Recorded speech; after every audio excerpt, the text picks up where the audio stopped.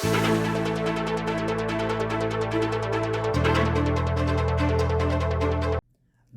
na kanuring reklamong Mirarasking City Public Order and Safety Coordinating Office o si POSCO ng Ciudad San Fernando, dikil ka rin tricycle driver sa Maningil sobra-sobrang pamasahe ka rin pasaheros. Kingamano ng Louie Clemente, ang chief ng si POSCO, makatanggap lang mensahe king karelang Facebook page. Kaya tinareport at kukutang da rin commuters nung ustoy kukunandang bayad karelang pangking tutok yung fare matrix a pepariwalang city government. Kimpa magdurot ng news team, petutwaran da naman di pasaheros na tinpimalyaring overpricing king pamasahi. Bakit po lumalayo kami, sinasabi niya, ay, ang layo na pala nito, ganito, dapat dagdagan mo na yung pamasahe mo. Parang hindi niya po sinabi, nung paalis po kasi sinabi niya, magkano ba yung binibigay mo doon? Sabi ko po, 80. Tapos sabi niya, palag na po sa 80, gano'n. Nung lumalayo na kami, doon niya po dinadagdagan. Medyo na ano din po ako, para inisip ko na lang po, para makauwi ako, magbabayad na lang po ako ng 120, gano'n po. Linalakihan po nila, tapos tinitake advantage din po na pag nakita po yung uniform na ay tiga Assumption, gano'n, may kaya, gano'n. Kaya po, kina-question po namin yung sinisingil po nila. Syempre po, knowing naman po yung bawon namin is sakto-sakto lang po. And yung pong sinisingal po nila is medyo mataas po. Syempre, hindi po siya parang fit sa budget po namin pag commute. Kaya, namamahalan po kami. Ating fare matrix sa tutok yan king syudad. Base ay tiging Ordinance Number 2023-005 o in Traffic Management Code of the City of San Fernando. Makakanake ni na 36 pesos ang minimum fare apipit ng daring atlong katao king regular trip para king mumunang 3 kilometro at daragdaga 2 pesos kanin tutuking kilometro.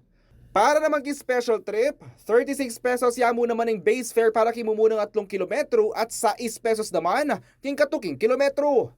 Dagdag na pang Clemente, alos estudyante lang kanuring atatanggap ng reklamo at kailangan ka rin biktima ng kolorum at mag-tricycle.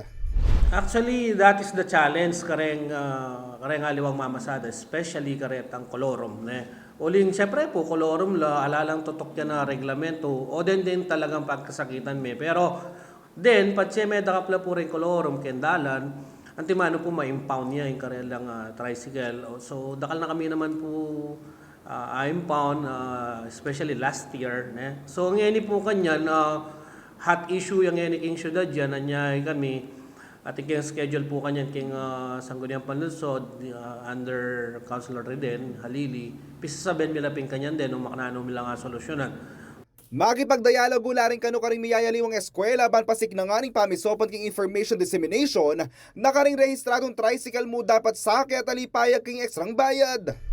Ating kaming close coordination karing universities. Actually, detang aliwa daping impose ng aliwang universities, lalawin nila naman nung in place la o kaya naman ustulan. So, makipag-coordinate kami karela, pero of course, siyempre limited rin yan, uling talagang yung problema tamo, retang santang kolorum. Then mo nga kakasabi na rin kaya katamong eskwela, retang talagang prangkisado, retang lehitimo. Dapat yarin kanong ibiyang student discount ag young weekends. Alaya pa mi aliwa karetang discount card na rin PWD, kareng senior citizens, mga niya naman po. So dapat implement din po ito. So nung atin pong magka-violation kareta na talaga tutok yan, for as long as I identify itang tricycle second, sabihan daya kaya kami. Bakit apayaos mi ang driver and eventually yung mismong mismong officers lalong-lalo na nung rampant malalyari ta karelang toda. Alam mo rin dapat kanong ekstrang bayad doon timong night differential fee usong bengi kasasake. Pero nung tokyan tayo, ala naman value added ita kayong presyo kasi bisa ka tali mamasada ka rin So, nengkay, ating malilyaring makanyang bala mo mga kontrata la. Then, medyo challenging la naman din, uling bengi la gagawang makanyan. But then again, kailangan nabalo tayo itang katuliran tamo. Naman po pwedeng ilang mag-impose sobrang pamasahe. Siguro itang mong naningaos kanina, itang katanggap-tanggap. Makalunos naman lalo na nung estudyante ilaruguring sasakye. Alala pang kapanintunan din.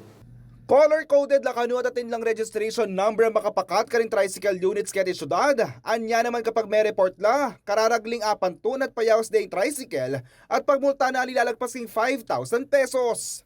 Yakoy kaya ko yung talasuyo, JM De Jesus, ating pusong makabalen.